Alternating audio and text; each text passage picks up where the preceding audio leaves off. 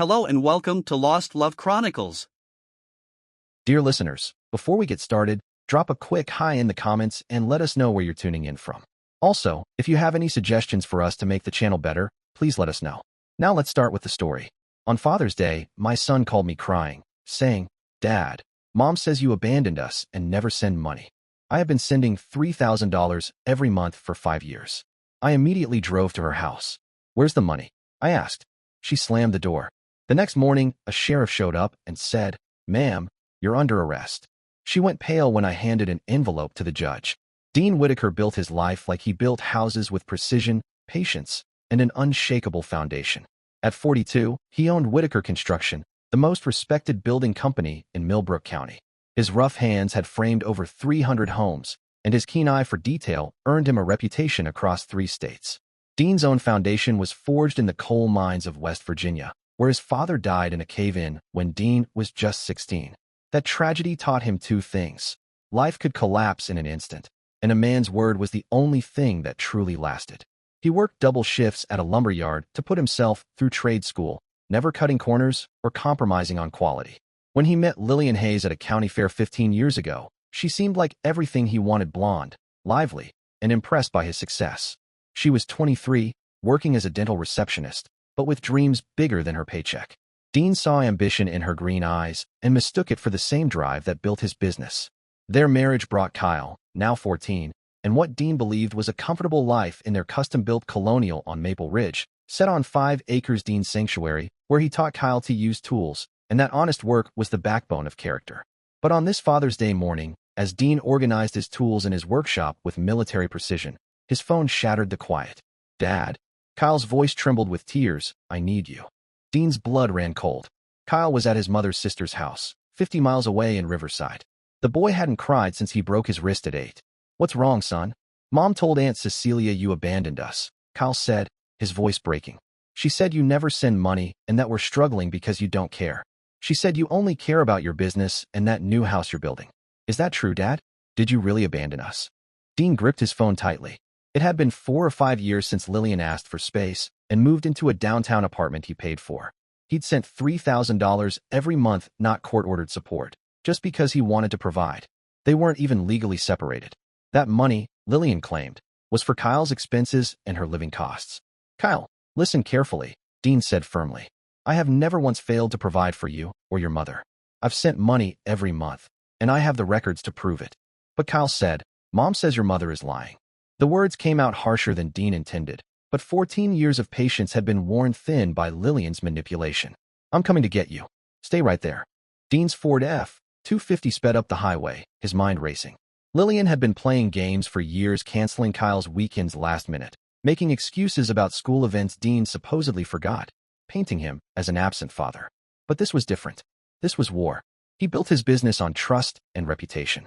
He had never cheated a client, cut corners, or broken his word. And he expected the same loyalty from his family. The fact that Lillian was poisoning his own son against him crossed a line Dean Whitaker hadn't known existed until now. When he reached Cecilia's modest ranch house, Kyle ran to him, tears streaming down his face. At 14, he already carried Dean's broad shoulders and Lillian's sharp features, but right now, he looked like the little boy who used to fall asleep in Dean's lap watching baseball games. "I'm sorry I doubted you, Dad. When Mom said those things." Dean pulled his son close, feeling his thin frame tremble with confused emotions. "You have nothing to apologize for. But this ends today." The drive back to Millbrook was silent except for the hum of the diesel engine and the steady rhythm of Dean's thoughts. By the time they reached the city limits, he had made his decision. Lillian's downtown apartment was in a converted Victorian house that Dean had helped renovate 3 years earlier, a bitter irony. He parked in front and turned to Kyle. "Stay in the truck. This conversation is between your mother and me." "Dad, maybe we should just..." "No, son. I've spent 5 years trying to keep the peace for your sake. But sometimes a man has to draw a line in the sand. Today is that day." Dean climbed the familiar stairs to apartment 3B, his work boots echoing on the hardwood floor he'd helped install. When Lillian opened the door, she wore a silk robe that probably cost more than most people made in a week, a robe bought with Dean's money. "What are you doing here, Dean?" Her voice was laced with forced surprise, but her eyes revealed something else: guilt, maybe fear. "Where's the money, Lillian?" She stepped back, and Dean noticed a man's leather jacket draped over a chair. Expensive leather, not something a working man would wear. What money? I don't know what you're talking about. $3,000 a month for 5 years. That's $180,000. Lillian, where is it? Her face flushed, and she glanced nervously toward the bedroom. You're being dramatic. I've used it for Kyle's living expenses. Kyle just called me crying because his mother told him I abandoned him and never sent money, Dean said. His voice deadly calm, the same tone he used when telling a contractor they'd made a career-ending mistake. Care to explain how spending my money translates to telling our son I don't support him? The bedroom door opened, and a man emerged, buttoning his shirt. Dean recognized him immediately. Trent Brennan, who ran a high-end auto detailing business and drove a cherry red Corvette like he was still 25 instead of pushing 40. Morning, Dean, Trent said with a practiced smirk, as if he'd been waiting for this moment. Lillian, maybe you should tell him. Tell me what? Dean said. Lillian's composure cracked completely. Dean, we didn't plan for this to happen. Trent and I have been seeing each other for 2 years. We're in love. 2 years. Dean processed the news with the same methodical focus he applied to complex building problems. So, you've been taking my money while playing house with him. It's not like that, Trent interrupted, stepping forward with misplaced confidence. Lillian deserves better than being married to a man who's married to his work. She deserves someone who appreciates her. Dean studied Trent with the same scrutiny. He gave a foundation before demolition average height. Soft hands, the kind of man who never built anything that lasted, the kind who took shortcuts. You appreciate her so much that you let her take money from her husband to fund your relationship. Dean, please, Lillian stepped between them. Let's be civilized. We can work out an arrangement. Dean raised his hand, and Lillian fell silent. In that moment, she remembered why she'd been drawn to him, the quiet authority that made subcontractors fall silent when he arrived on a job site. You're absolutely right, Dean said, his voice almost gentle. We can work out an arrangement. But it will be my arrangement, on my terms, and it starts today. He turned to leave, then paused at the door. Lillian, I want you to remember something. I built our house with my own hands. I've built half the houses in this county. I know how to take things apart just as well as I know how to put them together. Are you threatening me? She asked. Dean smiled, but it didn't reach his eyes. No, Lillian. I'm educating you. There's a difference. As he descended the stairs, he could hear Trent's voice rising in panic and Lillian's sharp reply. Let them argue, they'd have plenty more to fight about in the days ahead. Kyle was waiting in the truck, anxiety written across his young face. What happened, Dad? Your mother and I are going to have some discussions about the future. I want you to know something, son. No matter what happens between the adults, you are the most important thing in my world. That will never change. As they drove home, Dean's phone buzzed with a text from Lillian. We need to talk. This doesn't have to get ugly. Dean deleted the message without replying. Lillian was wrong about many things, but especially this. It was already ugly. It had been ugly the moment she chose to betray 15 years of marriage and poison their son's mind with lies. What Lillian didn't understand was that Dean Whitaker had faced ugly problems his entire life, and he'd never failed to find a solution. Dean spent the next morning in his home office, a converted bedroom lined with filing cabinets and project boards, while Kyle slept. He spread his financial records across the oak desk he built himself. Bank statements, canceled checks, money transfer receipts, 5 years of meticulous documentation. Every month, like clockwork, $3,000 moved from his business account to Lillian's personal account. He'd kept records because responsible men did. But now, those papers were more than bookkeeping, they were ammunition. At exactly 10 a.m., his lawyer Greg Hoffman arrived. Greg was old school, a man who still wore suspenders and carried a leather briefcase worn from decades of legal battles. Dean had relied on him for business contracts and real estate deals, but today's conversation would be different. Dean, I have to say, I never saw this coming with Lillian, Greg said, settling into the leather chair across from Dean's desk. She always seemed devoted to the family. That's what I thought too. Dean slid a folder across the desk. But appearances can be deceiving. Take a look at this. Greg whistled softly as he scanned the financial records. $180,000 over 5 years? Jesus, Dean. And she's been telling people you don't support them? It gets worse. Dean poured coffee from the thermal carafe he'd brought from the kitchen. She's been living with another man for 2 years while taking my money. Trent Brennan? The car detailing guy. Yeah, I know him. Flashy type. Drives that red Corvette. Always seemed more show than substance. Greg looked up from the papers. Dean, with this documentation, we can file for divorce and make a strong case for fraud. You could probably recover most of that money. I don't want a divorce. Greg blinked. Come again. We're not legally separated. As far as the law is concerned, Lillian and I are still married. She's been taking money from her husband while living with another man. That makes her adultery a matter of public record, doesn't it? Well, yes. and Trent has knowingly been involved with a married woman while benefiting from her husband's financial support. It'll be interesting to see how his clients feel about doing business with a man of such flexible morals. Greg set down his coffee cup carefully. What exactly are you planning? Dean walked to the window, overlooking his property, 5 acres of meticulously maintained land, with a house positioned to catch the morning sun and shelter from winter winds. He had designed every detail himself, thinking it would be his family's forever home. Greg, I need you to do some digging for me. I want to know everything about Trent Brennan, his business, finances, reputation. I want to know who his clients are, where he gets his supplies, and who holds his business loans. Greg frowned. That sounds like you're planning something that could get you in trouble. I'm planning to protect my interests and my son's future. That's what fathers do. Dean turned back to his lawyer. I also want you to look into Lillian's activities, bank records, credit reports, anything public. If she's been spending my money on luxuries while claiming poverty, I want proof. Greg was silent for a long moment. You know, there might be a simpler way to handle this. We could file for divorce, seek an injunction to stop payments, and let the court sort out the financial issues. The court? Dean's voice held a note of disgust. The same court system that takes 2 years to resolve custody disputes while children suffer? The same system that awards alimony to cheating spouses because they've grown accustomed to a lifestyle? Dean, I understand you're angry. I'm not angry, Greg. Anger is a hot emotion, and hot emotions lead to poor decisions. I'm cold. I'm calculating. And I'm going to handle this my way. After Greg left, Dean drove to his main construction site, a luxury development where he was building 4 custom homes. The houses were at various stages of completion, and Dean found that the familiar rhythm of construction helped him think clearly. His foreman, Ray Castanos, had worked for Dean for 8 years. Ray knew that in construction, mistakes carried consequences and second chances were rare. Boss, we've got a problem with the electrical inspector, Ray said, spitting tobacco juice into a paper cup. He's demanding changes to work that was already approved. Ray continued, the code changed, and now we need to rewire the entire second floor of House 3. When did the code change? Dean asked. Last week. But the permit was pulled 2 months ago under the old code. Dean nodded. Set up a meeting with the inspector. Sometimes a conversation can fix these things. As Ray walked away, Dean's thoughts weren't on electrical codes, they were on Lillian and Trent, and how their relationship was built on lies. In construction, a weak foundation always meant collapse. The only question was when. That afternoon, Dean drove to Trent's business, Brennan Automotive Detailing, housed in a converted warehouse on the industrial side of town. The place buzzed with activity. Several high-end cars were being worked on by a crew of young men in matching polo shirts. Dean parked across the street and watched for an hour. Trent's operation was impressive, professional, efficient, and clearly profitable. The man had built something legitimate, which earned Dean a grudging respect beyond that reserved for a mere grifter, but it also made Trent more dangerous. Around 3 p.m., Trent came out, keys to the Corvette in hand. Dean watched him drive off, then crossed the street and entered the building.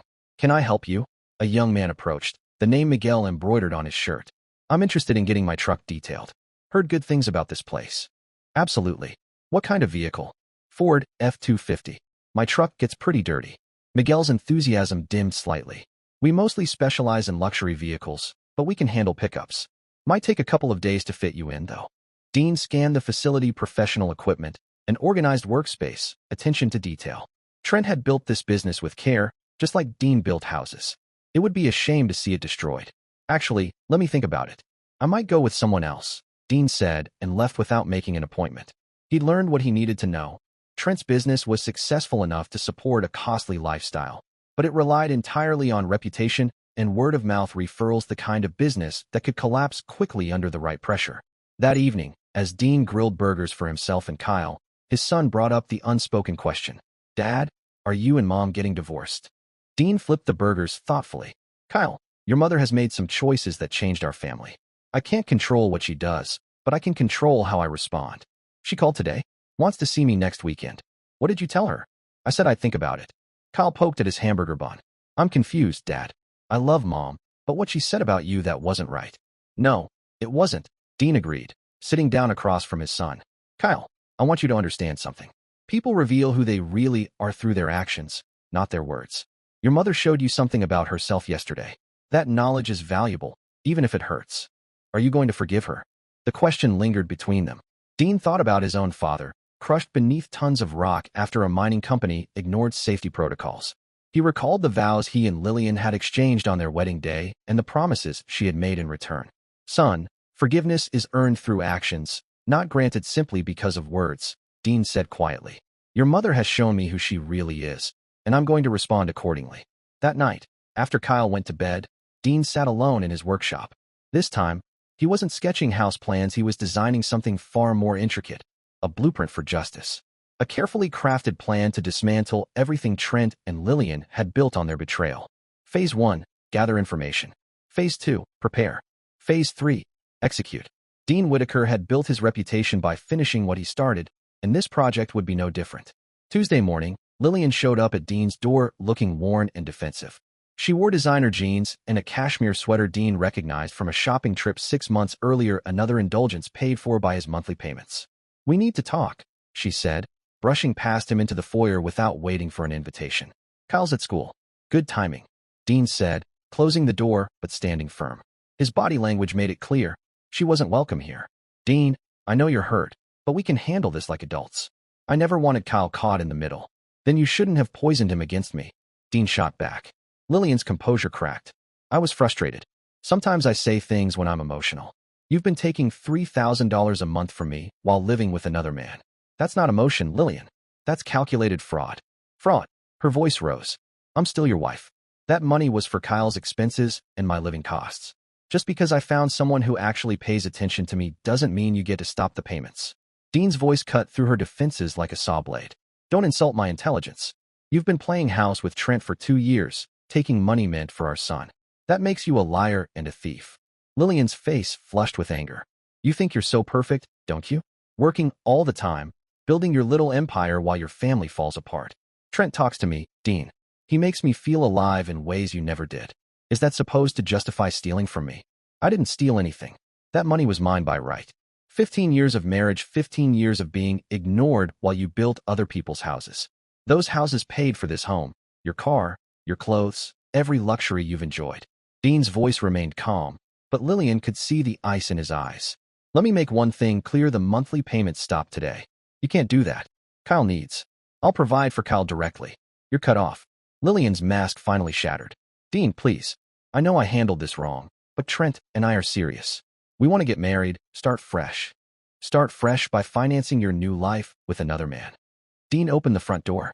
This conversation is over. Dean, wait, there's something else. Lillian's voice turned desperate. Trent's been having some issues with his business. Maybe we could work out some kind of settlement, Lillian said. Dean paused, his hand resting on the doorknob. What kind of problems? Some of his equipment was damaged in a break-in last week. His insurance is being difficult about the claim. He's worried about meeting his obligations. The break-in was news to Dean, but he filed it away.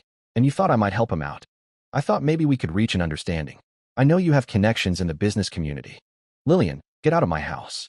After she left, Dean sat in his kitchen making notes.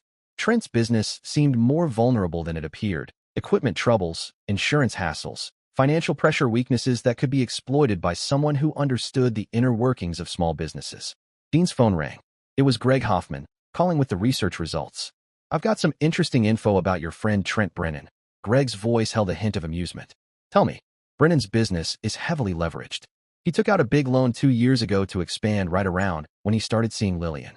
The loan is secured by his equipment and property. He's been making payments, but just barely. And the break-in Lillian mentioned? That's where it gets interesting.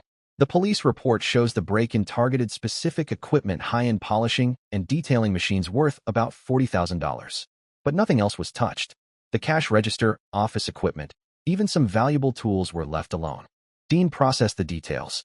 Sounds like someone who knew exactly what they wanted or wanted to send a message. The insurance company is investigating possible fraud, which explains why they're being difficult with the claim. Anything else?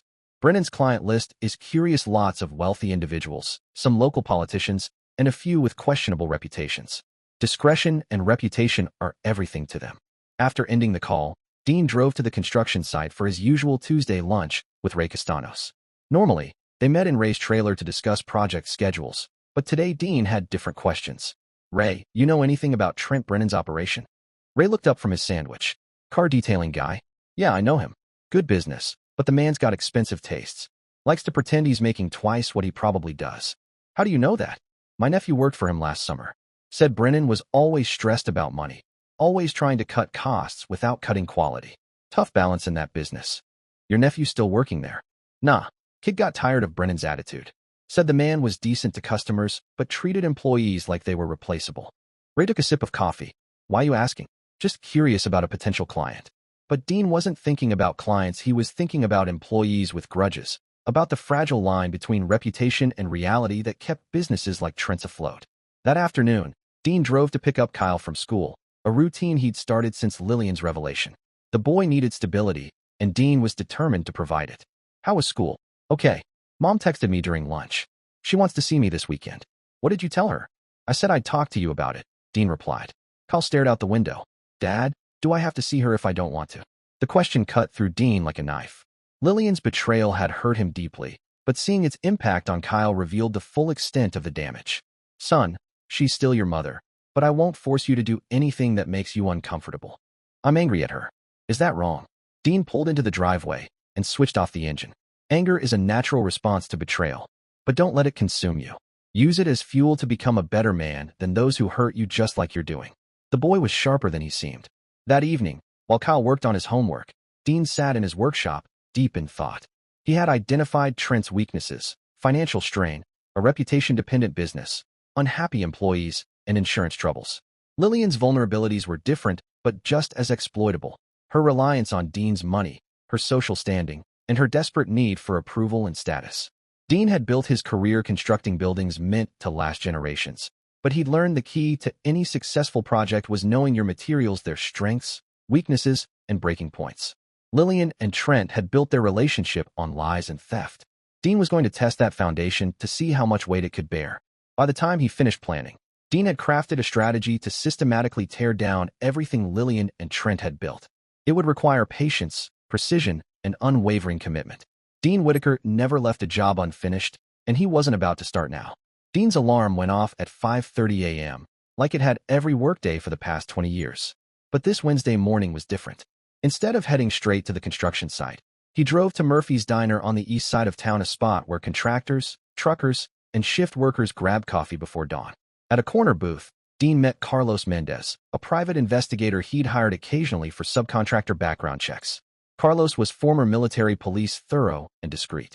You sounded serious on the phone, Carlos said, stirring sugar into his black coffee. What do you need? Dean slid a folder across the table. Inside were comprehensive backgrounds on Lillian and Trent, financial records, daily routines, business ties, personal habits, everything. Carlos glanced at their photos.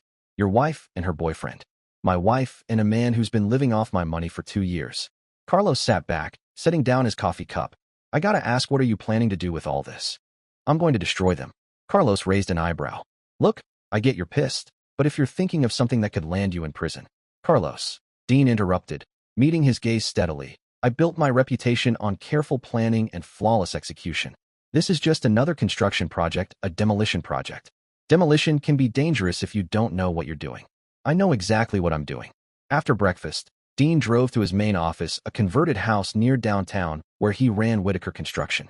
His secretary, Helen Vasquez, had worked for him for 10 years, managing his schedule with military precision. Morning, Dean. You have the Henderson consultation at 10 o'clock, lunch with the bank at noon, and the city planning meeting at 3. Cancel the planning meeting. Reschedule it for next week. Dean poured himself coffee from the machine while Helen kept busy all day. I need you to pull some files for me. Which ones? Every client we've worked with over the past 5 years. Names, addresses, phone numbers. Also, vendor file, suppliers, subcontractors, anyone we do regular business with. Helen raised an eyebrow. That's a lot of files. What's this for? Market research. But Dean wasn't researching markets. He was building a network identifying everyone in Millbrook County who trusted his reputation for quality and integrity. These were the people who would listen when he had something important to say. At 10 a.m., Dean met with Martha Henderson, a widow looking to build a small retirement home on family land. The consultation went smoothly. Dean had a talent for understanding what clients truly wanted, even when they struggled to express it. Mr. Whitaker, I've heard wonderful things about your work. Martha Henderson was 70, sharp-eyed, and clearly well-connected in the community. Estelle Whitman says you built her daughter's house, and it's absolutely beautiful. Estelle is a good client. We've done several projects for her family. Yes, she mentioned that. She also said, you're a man of integrity, which is rare these days. So many contractors promise one thing and deliver another. Dean nodded, filing away another valuable connection. Estelle Whitman was married to Judge Robert Whitman, one of the most respected jurists in the county. After the Henderson meeting, Dean drove to Brennan Automotive Detailing. He parked across the street again and watched the operation.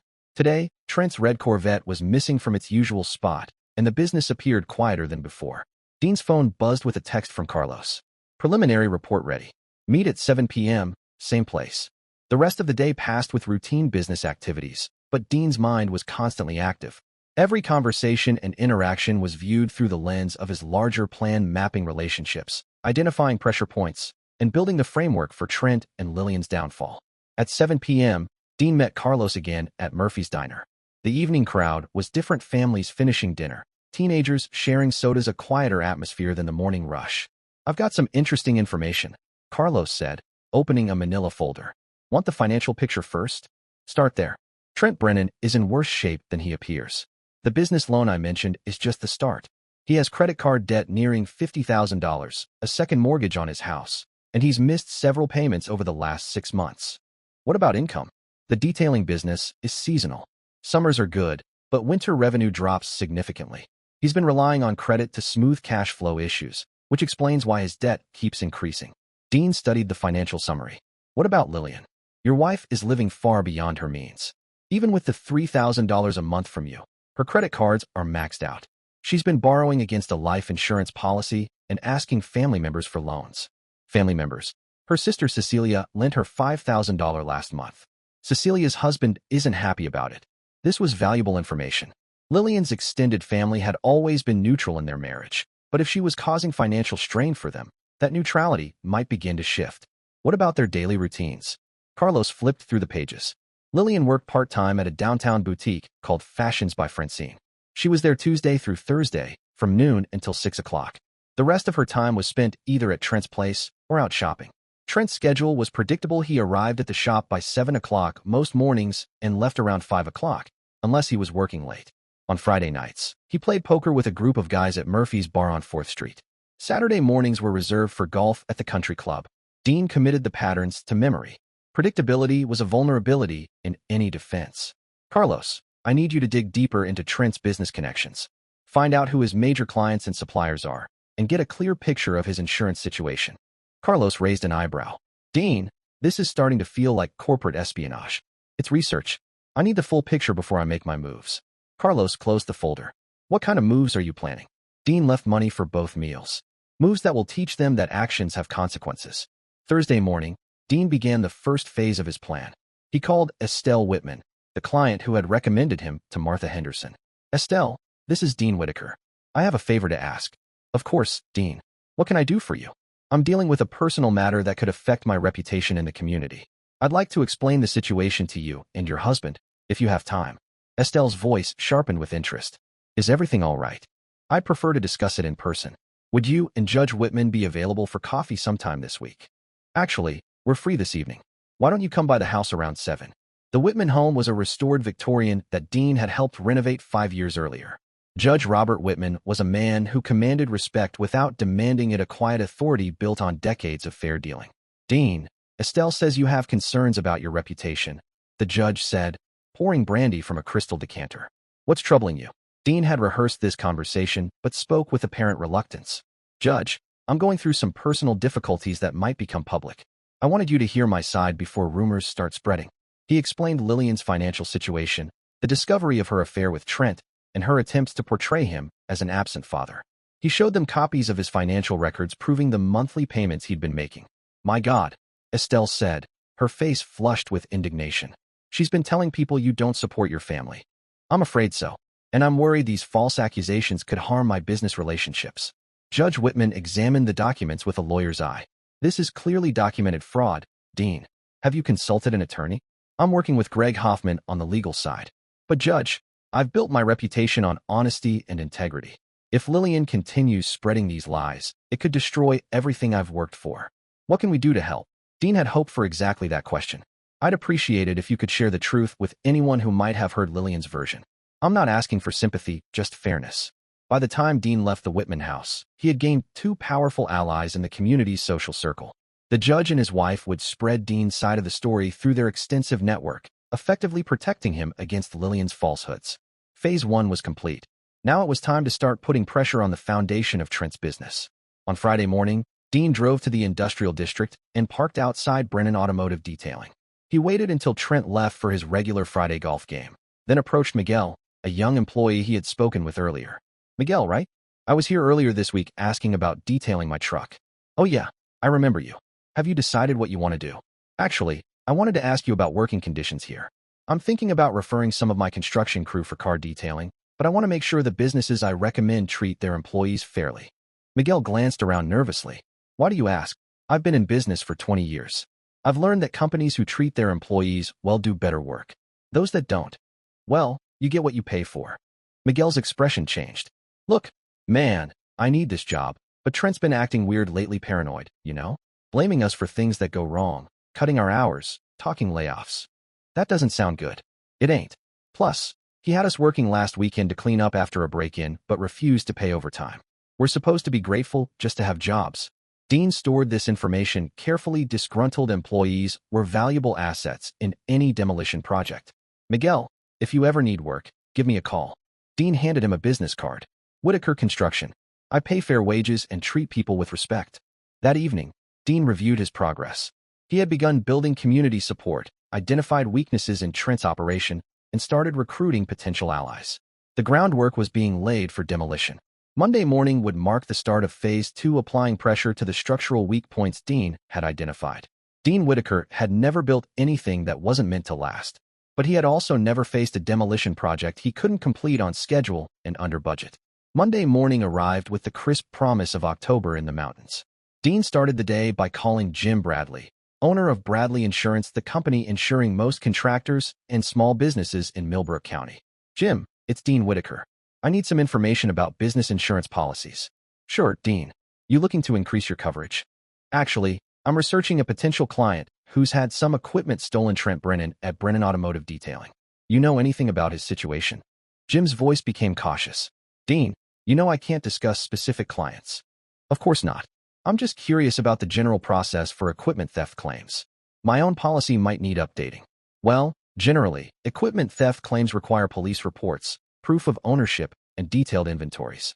We've had some recent cases where documentation was questionable." Dean caught the implication. "Thanks, Jim. I'll be in touch about updating my policies soon." Next, Dean contacted Mike Rodriguez, who owned Rodriguez Equipment Rental, a company supplying specialized tools to most local businesses. "Mike, I'm thinking about expanding into vehicle restoration. You rent detailing equipment, some basic stuff, right?" "Yeah, but if you want professional-grade gear, you're better off buying. That stuff's expensive." "What about used equipment? Anyone selling lately?" "Funny you ask. A guy came in last week looking to rent equipment similar to what he said he'd lost in a break-in. Brennan, I think his name was. But when I showed him the rental rates, he couldn't afford it." Dean thanked Mike and hung up. Trent's financial pressure was mounting, making him increasingly vulnerable to further stress. At noon, Dean drove to Fashions by Francine, the boutique where Lillian worked part-time. He didn't go inside, but instead took a seat at a coffee shop across the street with a clear view of the entrance. Lillian arrived at 11:45, 15 minutes early. She appeared stressed, constantly checking her phone and smoking cigarettes between customers. At 2 p.m., she stepped outside and made a phone call that grew more animated, her arms gesturing wildly, face flushed with visible anger. Dean's phone buzzed with a text from Carlos. More intel on Trent's poker game. Regular players included 3 men with gambling debts owed to some questionable figures. The game might not be as friendly as it seemed. This was unexpected but valuable information. If Trent was mixed up with people tied to serious financial trouble, it added another layer of vulnerability. That afternoon, Dean moved to the next phase of his plan. He called 6 of Trent's biggest clients, wealthy individuals who cared as much about their cars as their reputations. "Mrs. Patterson, this is Dean Whitaker from Whitaker Construction. I built your pool house last year." "Of course, Dean. How can I help?" "I'm calling as a concerned member of the business community. Have you heard about the break-in at Brennan Automotive Detailing?" "No, I hadn't." "How terrible. Was anyone hurt?" "No injuries, but they lost a significant amount of expensive equipment. I'm worried about Trent's ability to maintain his service standards while dealing with these issues." Dean avoided direct accusations. Instead, he sowed seeds of doubt. Professional car detailing demanded trust. Clients left valuable vehicles in Trent's care, sometimes for days. Any question about reliability or financial stability could be damaging. By week's end, 3 of Trent's major clients had called to reschedule appointments or inquire about his insurance coverage. Word was spreading among the tight-knit community of luxury car owners, and rumors had a tendency to grow in the telling. Friday evening, Dean received another update from Carlos. Trent had been asking around about selling some of his remaining equipment. He was also trying to get a line of credit increase, but had been turned down by his bank. What about Lillian? Dean asked. She's been arguing with her sister Cecilia over a loan. Cecilia wants the money back, but Lillian can't pay. Cecilia's threatening to tell their parents about Lillian's relationship with Trent. Dean smiled grimly. Lillian's support network was starting to crumble under financial strain, just as he had predicted. On Saturday morning, Dean took Kyle to breakfast at Murphy's Diner. The boy had been quiet all week, processing the upheaval in his family. Dad, kids at school are asking me about Mom and you. What should I tell them? Tell them the truth, as you understand it. Your parents are having problems, and right now you're living with me. Some kids said their parents heard Mom was dating someone. Dean set down his coffee cup. Kyle, I can't stop people from talking, but I promise you this. No matter what happens between your mother and me, you will always be my priority. Will you and Mom get back together? The question Dean had been dreading. Son, your mother made choices that broke our family. Some things can't be fixed, only replaced. Kyle nodded slowly. At 14, he was old enough to grasp that some damage was permanent. That afternoon, while Kyle was at a friend's house, Dean drove to Murphy's bar on 4th Street. Friday night poker was a weekly ritual for several groups of men in town, and Dean wanted to observe Trent's game. The bar was a typical small-town, working-class spot, dimly lit, scarred wooden tables, and filled with the smell of beer and cigarettes. Dean ordered a beer and settled into a spot with a clear view of the poker room in the back. Trent arrived at 8 p.m. accompanied by 3 other men Dean recognized from around town. One was Rick Polson, owner of a struggling auto repair shop. Another was Danny Kovac, who had lost his construction business to bankruptcy 2 years earlier. The third was a younger, well-dressed stranger whose sharp eyes suggested he wasn't there just for casual gambling. Dean nursed his beer and watched the interactions carefully. Trent tried to appear confident, but his betting told a different story, a man under pressure, playing recklessly and chasing losses with bigger bets. Around 10 p.m., the well-dressed stranger leaned across the table and said something that caused Trent's face to go pale. Money changed hands more than Dean would expect in a friendly game. Dean finished his beer and left, but not before noting the license plate of the stranger's black BMW. Carlos would be able to trace it. Sunday morning, Lillian showed up at Dean's door again, this time without designer clothes or careful makeup. She looked worn and desperate.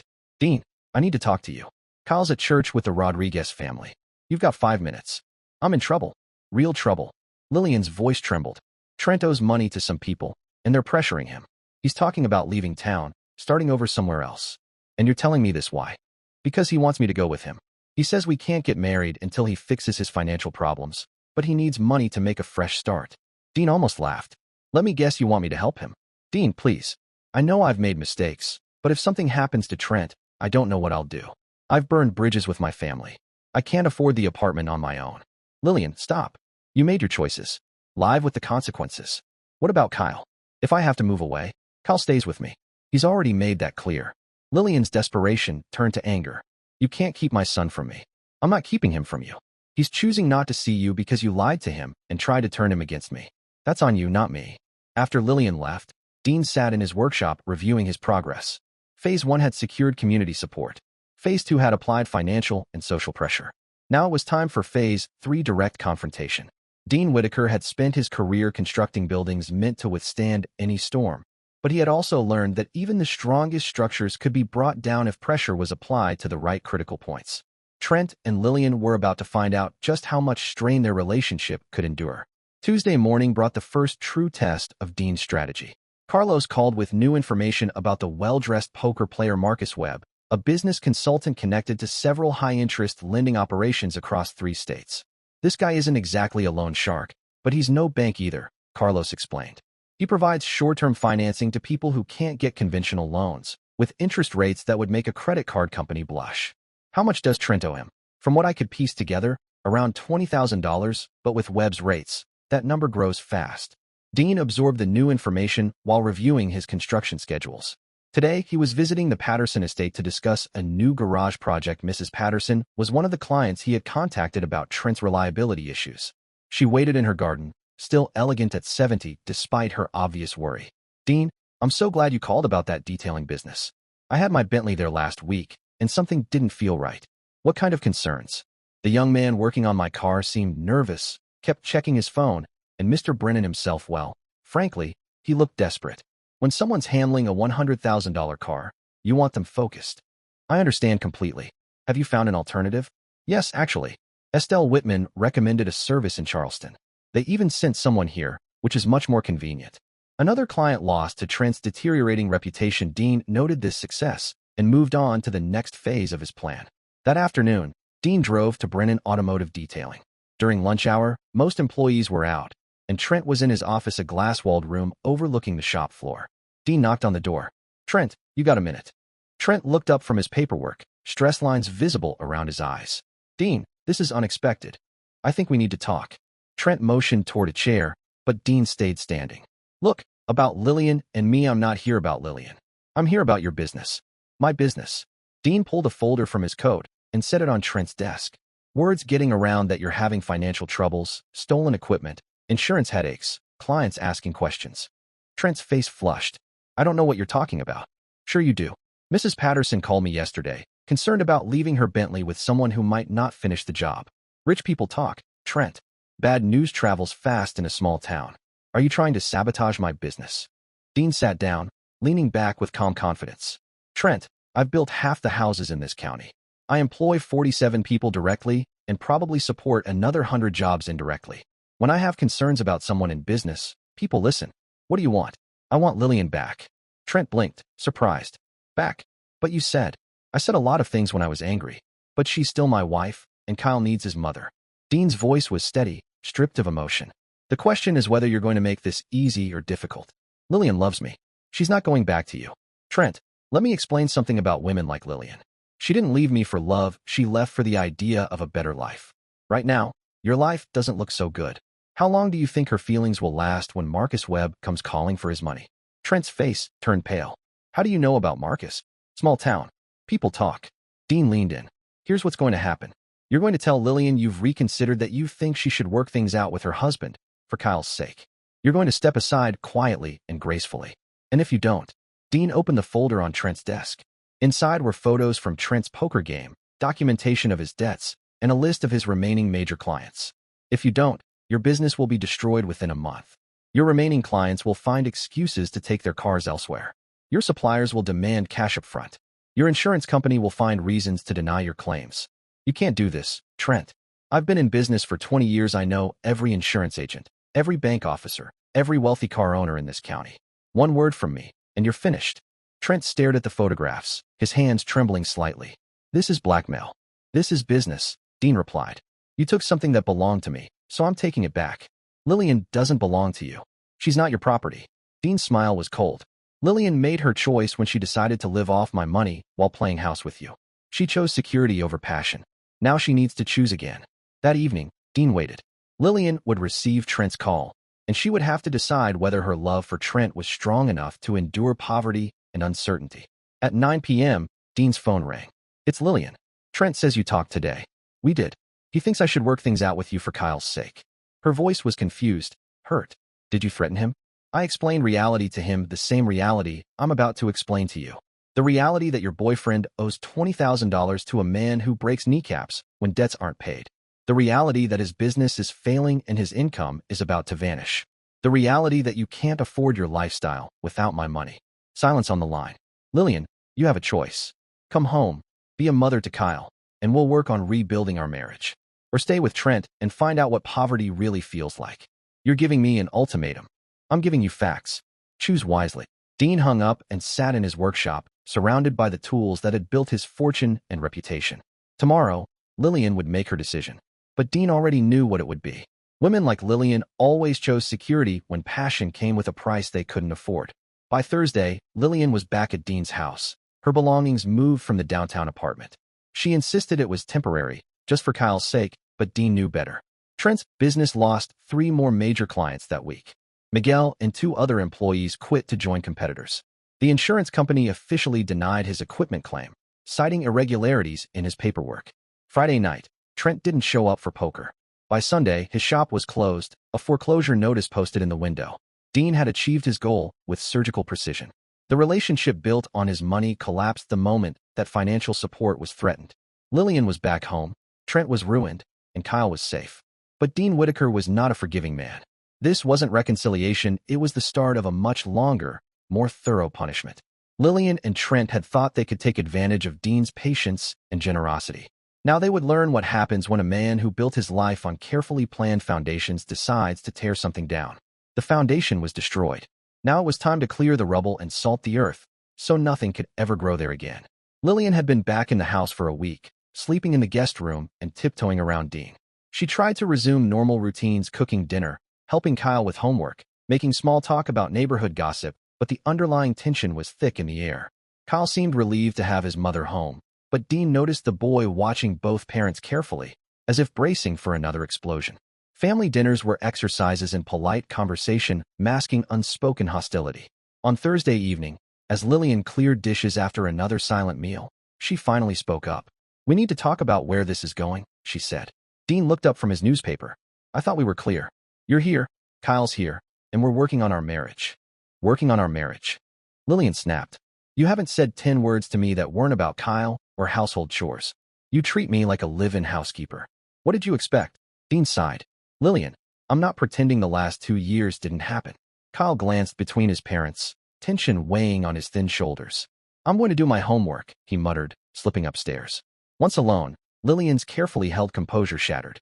"I know I made mistakes, Dean. But if you want this marriage to work, you have to meet me halfway." Dean folded his newspaper with measured calm. "Meet you halfway? You spent 2 years lying, stealing from me, and turning Kyle against me. You want me to meet you halfway?" Lillian's voice cracked. "I never meant for Kyle to get hurt, but he did. That's on you." Dean's voice remained steady, but Lillian saw the chill in his eyes. "You want to know where this is going? You'll be the perfect wife and mother again. You'll rebuild Kyle's trust. You'll convince this town our marriage is solid." Lillian's anger flared. "And what about what I want?" Dean's tone hardened. "What you want died the day you betrayed 15 years of marriage for a man who couldn't even support you properly." Lillian flushed with fury. "So this is punishment? You're keeping me prisoner." Dean stood tall, making the kitchen feel smaller. "You're free to leave anytime. But if you do, you leave with nothing, no money, no support, no access to Kyle until he's 18 and chooses for himself." "That's not fair," Lillian shot back. "Let me tell you about fair," Dean said, voice low and steady. "Fair would be divorcing you and demanding every dollar you stole back. Fair would be telling everyone exactly what kind of woman you are. Fair would make sure you never see Kyle again." Lillian backed against the counter, suddenly aware of how imposing Dean could be when he wanted to be. "But I'm giving you a chance to earn back what you threw away. Understand this clearly. This is my house, my rules, my terms. You don't get to negotiate." On Friday, Dean received a call from Carlos with an update on Trent. "He's gone. Packed up and left town Wednesday night. Left behind about $15,000 in unpaid bills and a lease he can't break." "Where did he go?" "Florida, most likely. Trying to put enough distance between himself and Marcus Webb to avoid immediate consequences." Dean filed the news away. Trent's departure solved one problem but created another. Lillian would be grieving a lost love, making her unpredictable.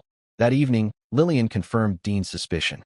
She sat at the kitchen table, staring at her phone, tears streaming down her face. "He's gone," she whispered without looking up. "Trent left town. Didn't even say goodbye." Dean felt no sympathy, only satisfaction. "I'm not surprised. Men like Trent run when things get tough. You drove him away. I gave him a choice, and he chose to run instead of fight for what he claimed to love." Dean poured himself a cup of coffee, his movements deliberate and unhurried, telling in itself.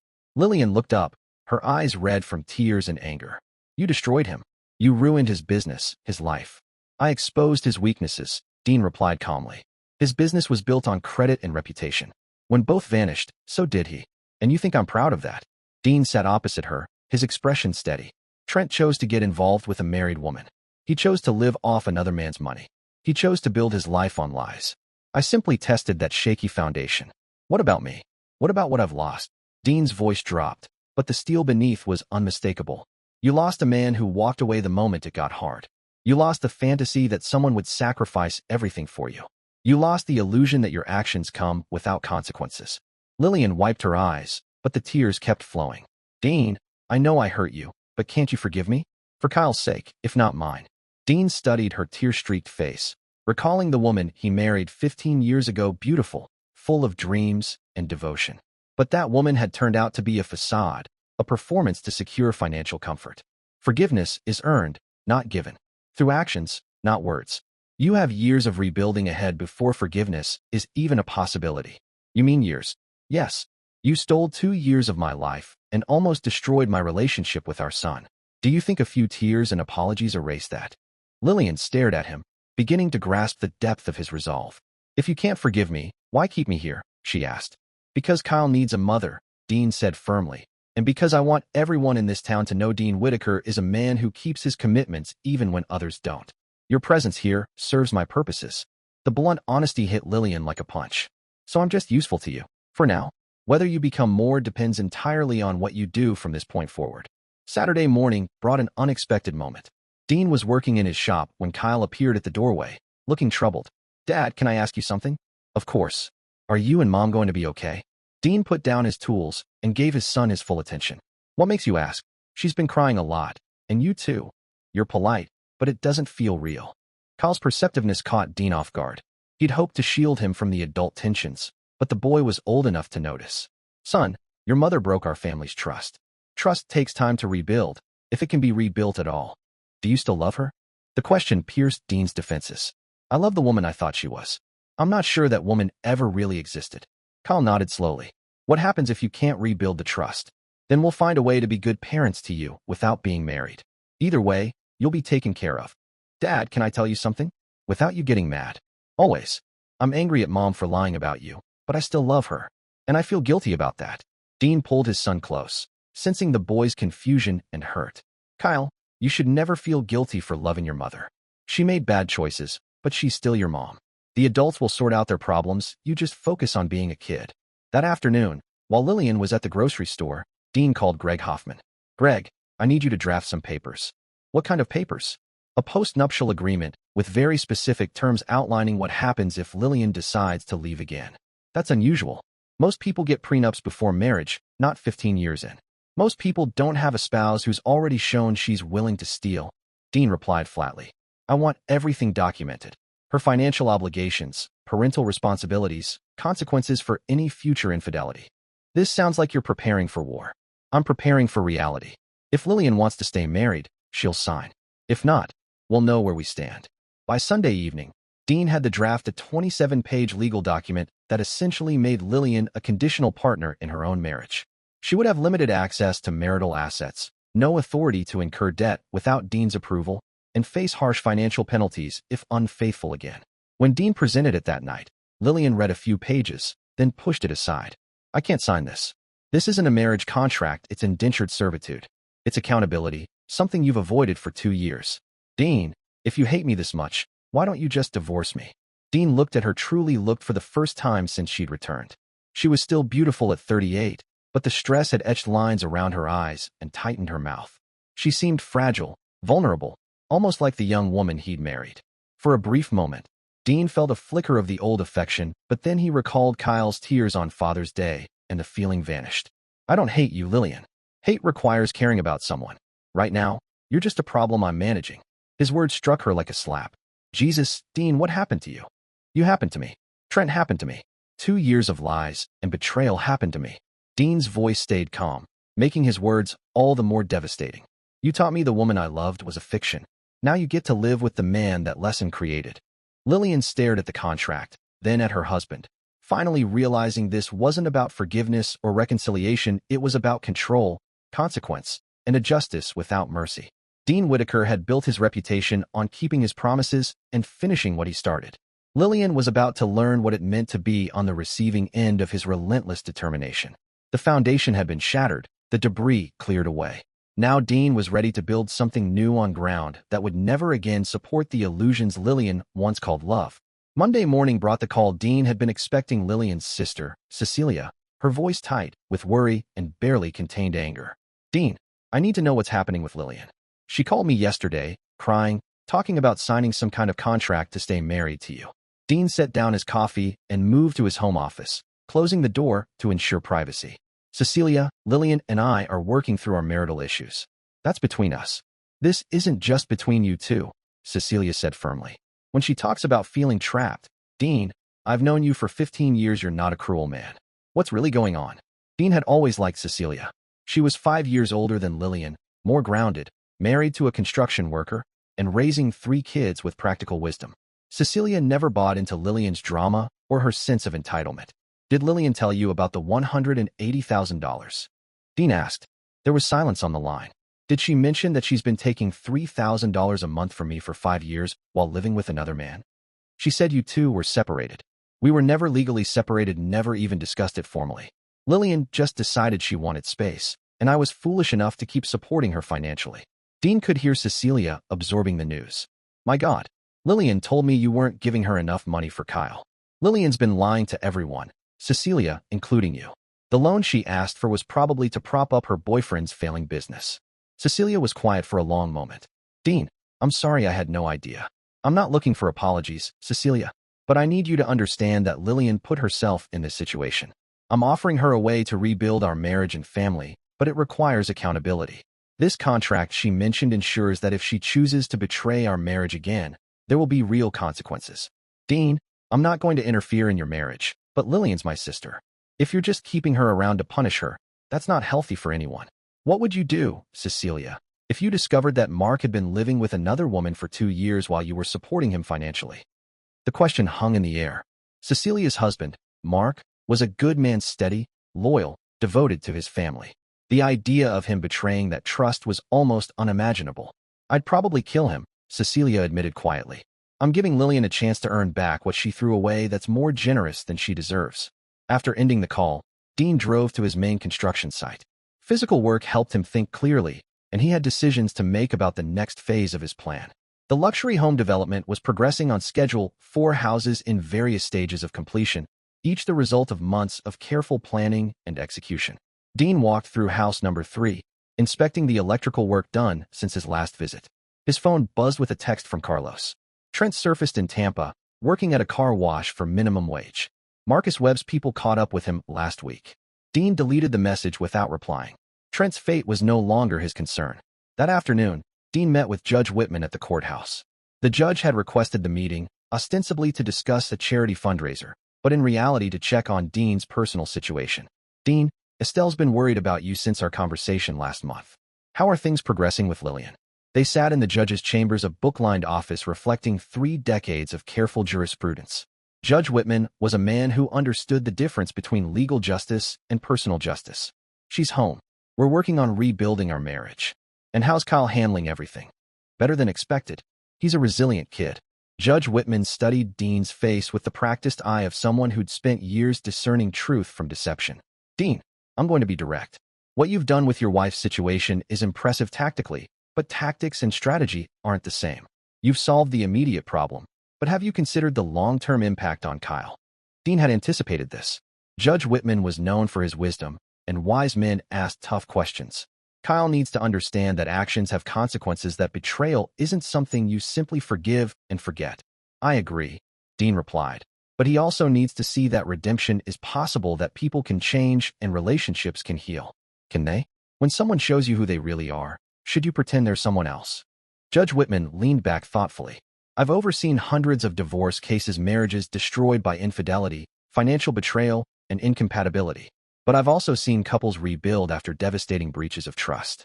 What makes the difference? Dean asked. It's whether both parties are committed to becoming better people, or if one is just trying to punish the other. Dean reflected on this. Lillian had 2 years to show remorse, make amends, and prove she understood the consequences of her actions. Instead, she lied and manipulated until she ran out of options. Now, she was finally facing the consequences. Judge Whitman nodded slowly. I understand your position, Dean, but remember, Kyle is watching everything. What kind of man do you want him to become? That evening, Dean sat in his workshop, pondering the judge's words. On his workbench lay a jewelry box he'd been crafting for Kyle's girlfriend, a simple project to keep his hands busy while his mind wrestled with difficult thoughts. Kyle appeared in the doorway, as if sensing his father's mood. Dad, can I ask you something personal? Go ahead. Do you think Mom really loves Trent, or was she just trying to escape being married to you?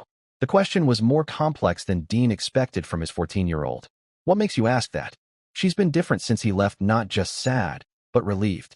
Like she doesn't have to pretend anymore. Dean set down his sandpaper and focused entirely on his son. What do you mean? When she was with Trent, she acted like a different person, more dramatic, like she was playing a role. Since she's been back, she's more like the mom I remember from when I was little. That observation struck at the heart of what Dean had been trying to understand about Lillian's behavior. Was her relationship with Trent genuine love, or just a performance based on a fantasy of who she wanted to be? Kyle, sometimes people make choices based on who they want to be, rather than who they really are. Do you think that's what Mom did? Maybe the real question is whether she's learned anything from it. Later that night, Dean found Lillian sitting in the kitchen, a cup of tea in hand, carefully reviewing the post-nuptial agreement and jotting notes in the margins. I have questions about some of these clauses, she said without looking up. Dean poured himself coffee and sat across from her. Like this section about financial oversight, you want approval rights over any purchase above $500, given your track record with money management. Lillian's jaw tightened, but she didn't argue. And this clause about social media and public statements, I don't want our private matters discussed online or with reporters. There won't be reporters, Dean said. Won't there? Small-town marriage reconciliation after public infidelity, you'd be surprised what counts as news these days. Lillian flipped the page. This section about Kyle, what's that about? It gives you the final say on all major decisions about his upbringing, education, and activities. You lost equal parental authority when you tried to turn him against me. For the first time in days, Lillian set the document down and looked Dean in the eye. If I sign this, am I your wife or your employee? You're whatever you choose to be within the boundaries this agreement sets. If you don't sign, we get divorced, you leave with nothing, and Kyle decides which parent he wants to live with. Lillian nodded, as if she had anticipated this answer. Dean, can I ask you something honestly? Go ahead. Is there any way back to the marriage we had before? Any chance to earn your trust and respect again? Dean studied her face, searching for manipulation or calculation. Instead, he saw exhaustion, regret, and maybe genuine remorse.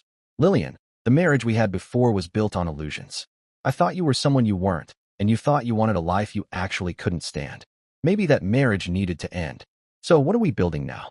Dean finished his coffee before replying something more honest, grounded in reality rather than fantasy, acknowledging that trust, once broken, must be rebuilt from the ground up. Lillian picked up the pen she'd used for notes. If I sign this, and do everything it requires, is there a chance you could love me again? The question hung between them, fragile and uncertain like morning mist. Lillian, I can't promise to love someone who betrayed me, but I can promise to respect someone who proves they've learned from their mistakes. Lillian stared at the signature line for a long moment, then signed her name with deliberate care.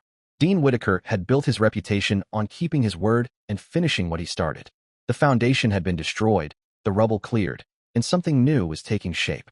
Whether it would grow into love or remain mutual respect was yet to be seen.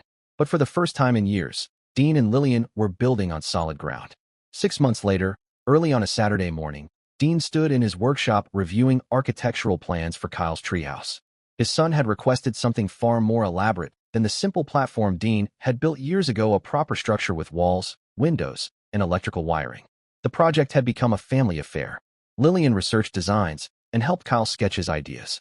She also insisted on safety features that Dean privately thought unnecessary but supported publicly. It was the first project they'd worked on together since her return, and Dean felt cautiously hopeful about their collaboration. Kyle appeared in the doorway, still in pajamas, carrying 2 cups of coffee. Mom says breakfast will be ready in 10 minutes. Thanks, Dean said, accepting the coffee, noticing Kyle had prepared it just how he liked it, black, strong, no sugar, a small gesture that reflected the restoration of family rhythms. Dad, can I ask you something about the treehouse? Shoot, would it be okay if I invited Mom to help with the actual building? She said she wants to learn how to use tools properly. Dean thought about her request. Lillian had been making an effort for months following the terms of their agreement, rebuilding her relationship with Kyle, joining family activities without drama or manipulation. She'd also started a full-time job at the boutique and was paying back the money she'd borrowed from her sister. If she was serious about learning, she was welcome to help. She's serious, Kyle said. Yesterday, she was reading one of your construction books and asking me to explain things. This surprised Dean. Lillian had never shown interest in his work during their marriage, treating it as just a paycheck, not something worth her attention. Which book? The one about framing techniques. She said she wants to understand what you actually do all day. After breakfast, Dean, Lillian, and Kyle drove to the building supply store to pick out materials for the treehouse. Lillian asked thoughtful questions about wood grades, hardware options, and structural needs. She wasn't pretending to be an expert, but genuinely trying to learn. "Dean, why do you use galvanized bolts instead of regular ones for outdoor projects?" she asked while they loaded lumber into the truck. "Regular bolts rust and weaken over time. The galvanized coating protects against moisture, which is worth the extra cost. It depends on whether you want the structure to last 5 years or 50. Lillian nodded, jotting down notes in the small notebook she'd started carrying. "I'm starting to understand why people trust you with their projects you think long-term." On the drive home, Kyle fell asleep in the back seat, tired from helping load the materials. Lillian watched the countryside pass quietly, then spoke softly. "Dean, I've been thinking about something Judge Whitman said at the church fundraiser last week." "What's that?" "He said the strongest structures are built on foundations that have been tested and proven stable." "I think he was talking about more than just construction." Dean glanced at her. "What do you think he meant?" "I think he meant our marriage couldn't be strong until we knew what it could survive. The foundation we had before was untested. We never faced real problems together. Now, we know what we can survive and what we can't." Lillian looked at Dean. "I know I broke something that may never be fully repaired, but I've also learned who I am when everything falls apart." "Who are you?" Lillian was quiet for a moment. "Someone who makes terrible choices when afraid. Someone who runs toward fantasy when reality gets hard. Someone who needs to prove she's worthy of second chances." They pulled into the driveway. Kyle was still asleep, and Dean didn't move to wake him. "Lillian, can I ask you something honestly?" "Of course." "Do you miss Trent?" Lillian thought carefully. "I miss the feeling of being someone different. Trent made me feel glamorous, exciting like the star of my own romantic movie. But that person wasn't real, and neither was the relationship." "What do you mean?" "We never dealt with anything difficult together. We never had to make hard choices or sacrifices for each other. When things got complicated, he ran. That's not love, that's just a performance." Dean nodded. This was the most honest Lillian had been about her relationship with Trent, and perhaps the most honest she'd been about anything in years. "What about us?"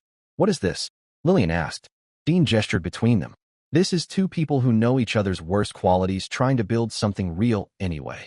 Lillian smiled, though there was a hint of sadness in it. "It's not romantic, but maybe it's more honest than what we had before." That afternoon, they began work on Kyle's treehouse. Lillian proved to be a capable helper, careful, attentive to instructions, and willing to admit when she didn't understand something. Dean found himself explaining techniques and concepts he never thought Lillian would want to learn. "Why do you check the levels so often?" she asked as Dean adjusted a support beam for the third time. "Because if the foundation isn't level, everything built on top will be crooked.